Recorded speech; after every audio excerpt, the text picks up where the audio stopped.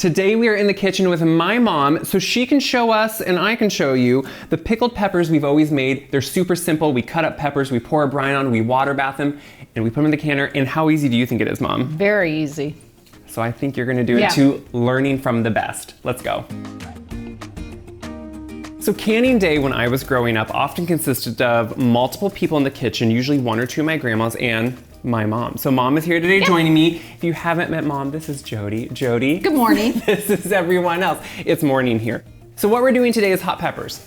Now, Mom, you really started, I think, canning. You didn't grow up canning hot pickled peppers. No, we didn't grow up with anything hot. Did Grandma even grow hot peppers? No, not at all. Not even, she grew bell peppers? Bell peppers. So Mom's mom, Grandma Conrad, passed away in 2014. So I used to talk to Grandma Conrad about all these things that she grew and what she did, but I didn't think she probably did hot peppers. No. But you always have had a love for, and Dad did too, for spicy things. Yeah, I really don't know what got us started with all this hot peppers. You just all at once started growing them, probably? We started, I think, eating Mexican food. Growing up, I never had Mexican food. Right. Well, we hardly even did it when I was growing up. But so Mom started canning pickled hot peppers. And really you can do this with any pepper. We like hot peppers. So we grow... Yeah, and Grandma, my mom, did just regular peppers. She did just sweet peppers, like the bell pepper. Yeah, and canned them and put a brine on them. So we grow a lot of different hot peppers. So we can kind of we like the rainbow of color, honestly. But we grow everything from Anaheim to hot banana peppers, jalapenos. We do, Big Jim is one of the varieties I grow. I think that's this one right here. You can see it's big. And I do like to let some of the jalapenos get really ripe and turn red just for the color. And people need to know they are different in hotness. Right, yes, the Scoville scale is what measures hotness, and each of these, you can look when you buy them, will have a different Scoville rating, and that's how hot they get. So I do grow habanero and sometimes scorpion. We do not put those in here because those are so hot. I use those only as a control in some recipes. So what we're doing right now is we are preparing the peppers. Now what you're gonna notice, we're gloved up. We have learned from both of us at different times. And even though you would think I would be smart enough knowing from Mom, both of us have had a time where we're like, I'm not gonna throw gloves on, no big deal. Yeah, it's a big deal. All night then, you are gonna be icing your hands and wondering why did I not wear gloves? So when working with hot peppers. Do wear gloves or, I actually went to bed one night with my hands holding ice packs and in ice water before too. You know, the thing is, you can even, Mom was just saying as we were starting this, she's like, oh, I can smell that these are hot peppers. Instantly, a spicy or a hot pepper, it hits your nose different. So you may need a good, well-ventilated area. And my mom, your grandma, don't you remember, she'd start getting a coughing fit. Oh yes, she would. She liked a little spice, but it was a new thing for her, and she did not love super spicy, so she couldn't do a lot of those. So what we're doing here is we're cleaning them, meaning Mom is cutting them in half and she's taking out any of the pith and seeds. Now the pith and seed is actually where a lot of the spice can happen, but it also happens in the pepper. And the reason we now if a few stay on, that's fine. Yeah, and actually you want a few on. A few. Just for flavor. But we take most of them out just because when you're eating them, you don't want to eat pith and seed all the time. Because what we're doing is, we use these as a condiment. We use these maybe if we're gonna have, kind of nacho-y chips and cheese, or we'll put them sometimes on pizza even. They're pickled, so they have a vinegar brine. And it's a really simple canning process, and I think that's why I wanna show you is, everyone knows, quick pickles are the thing. They're fast, they're easy. This is just one more step really than a quick pickle. Slightly different ratio in the brine, one more step of water bathing them, and then they can sit on your shelf for at least a year, and you can have these all winter. So we're gonna finish getting all these ready. I'm cutting them into bite-sized pieces. So Mom is cleaning them, leaving them whole, then I'm taking a knife and I'm just cutting them into how we like to use them. Now you could leave them whole if you wanted. You could cut them in spears if you wanted. You could do anything you want really. We just like to, I know some people when they do a jalapeno, they will just take it and do coins, And rounds. I've done that and left all the seeds and stuff in. You can do that and you can throw those in with it. Yeah. Just so you have a mixture of different things to do. It really is, this is the part of canning that you can kind of make your own. This is not the brine, this is not anything with safety, this is all personal preference. So have fun with it and do whatever you like to buy, just get it ready. So I've sterilized jars here. We always start with everything going. I have my water bath ready. I have my jars ready. Mom is finishing up on the peppers. Now, this is also the thing that if you need a few extra, you can always, add a few as you're packing them in. We use wide mouth jars. And honestly, when I thought about this, I was like, I'm not sure why we do, because a shoulder on a regular mouth jar might hold the peppers down in better. But Mom has always used wide mouth, so I'm still use wide mouth. But you can use whatever. You reuse jars often. If you happen to have jars, reuse them. If you don't, you have to buy a set and then keep going. But you can reuse jars year to year. So what we're gonna start doing is packing these, and then I'm gonna make the brine. Packing, this is what you call a cold pack. And it's where you take peppers and you just start putting them in the sterilized jar. And you can see this is a really simple, unlike jam, unlike other things that's messy. I do kind of with my hand every so often, push them down in because they're irregular. The other thing they can do is this. That's a good, yeah. It kind of settles them down. Mm-hmm. It just nicely kind of more sets them up. And then push them down a bit. And you leave about a 1/2 inch headspace. So at the top, that means that little space between the rim and whatever you're putting in it, you leave about a 1/2 inch. Now, I will put these in and I'll let Mom finish, because what I'm gonna do here, I'm gonna take my gloves off. I'm gonna make the brine, which is super simple. We have only a few factors here. We have vinegar, water, canning salt, and then just a bit of sugar. So what is important with canning is to not adjust the ratios.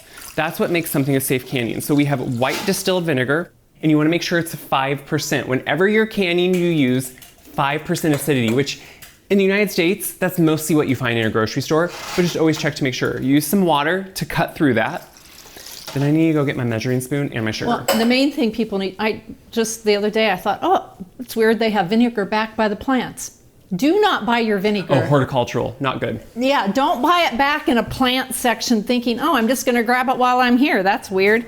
I looked, it's 30% acidity. It's to kill weeds. Right. So be careful, not to just make sure you get it in the grocery food item section.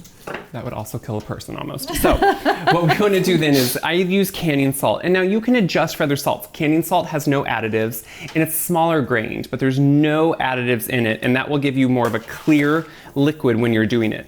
So you put in your canning salt and you put in some sugar. And what the sugar does is more balance out the flavors. Remember, we have a lot of acidity. We have a lot of things going in with that vinegar, so you want to balance that out.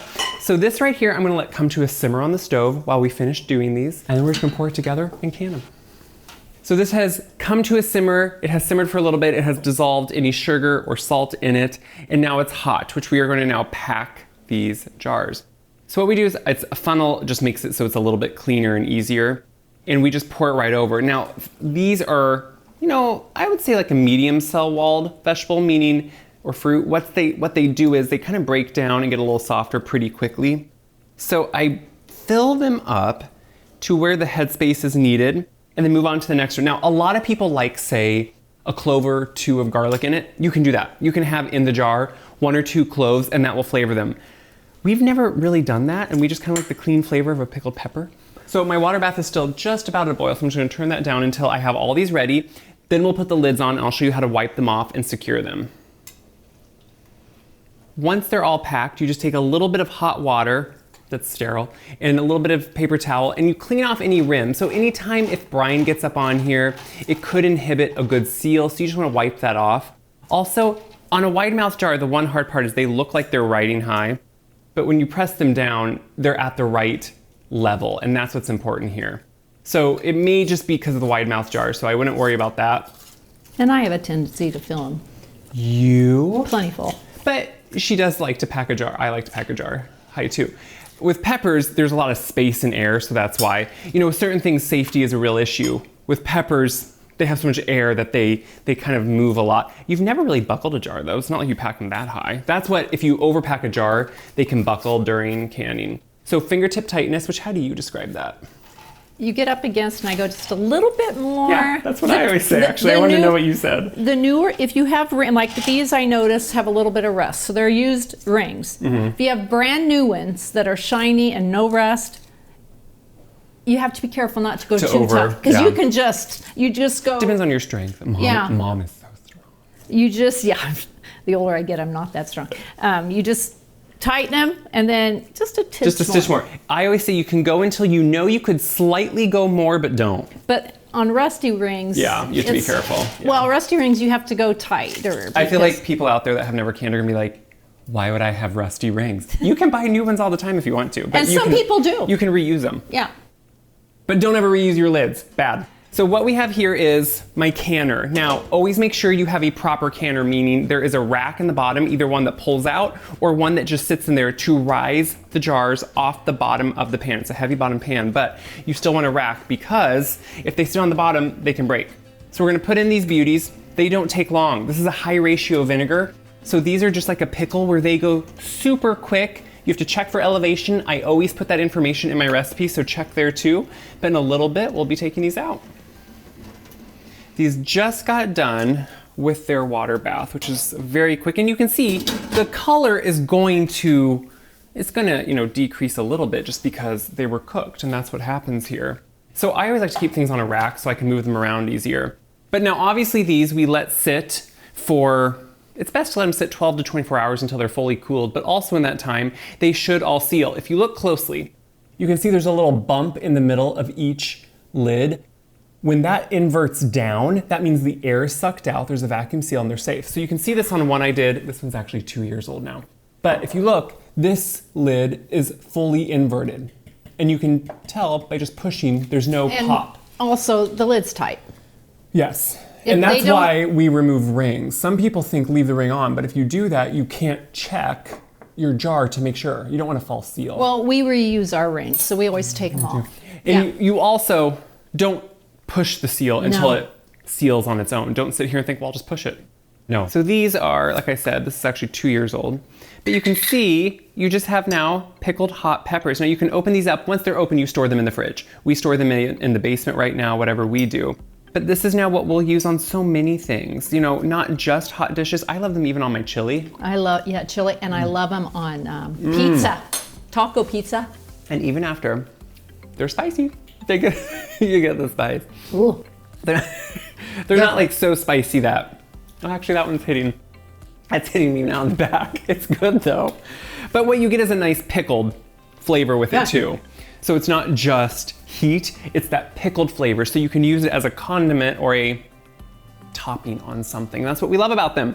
So if quick pickling has been in your repertoire for a while, maybe it's time, or maybe you're excited to try something new, which is hot water bath canning, meaning it's gonna be shelf stable. That's the next thing you can do. And the really exciting part is this is a great thing to give as gifts. This is a great thing just to be able to keep like this, 5 jars for yourself during the winter, during the whole year, whatever it is. You're gonna be able to use it, and it's gonna be fun knowing you did it. Or maybe, did you hear the ping? That just sealed, I always say that's music to a canner's ear. It is. And if you watch them closely, if you've done enough, you're gonna start noticing how close they are. Like already I can see all of these, they're getting closer because just the little bit in the center is raised. And that's the last thing to then just go, and that's when it makes that little pop and it's done. So gather friends around, maybe gather a parent around, maybe someone who can teach you a canning too. Maybe it's a grandparent, maybe it's an aunt, maybe it's an uncle. Who knows who it could be? Yeah. And do it together, because when you do it in groups, it makes it seem more fun because you can talk. Oh, there's another one. It also just makes it go quicker. So that's the best part too, and you get more done. So do it with someone you love. Share this video around, because when you share these videos around, of course it helps me, but it helps others see something is doable that maybe you didn't realize you could do at home. And how long have we been at it? Short time. I didn't even check, but yeah, it's been short. And we're probably gonna do more right now too, because you can see I have more peppers. So check my website, wyseguide.com, for this full video and recipe, along with the USDA guidelines, so you can see for yourself too. Until next time, hopefully you're gonna enjoy this season's bounty all year long.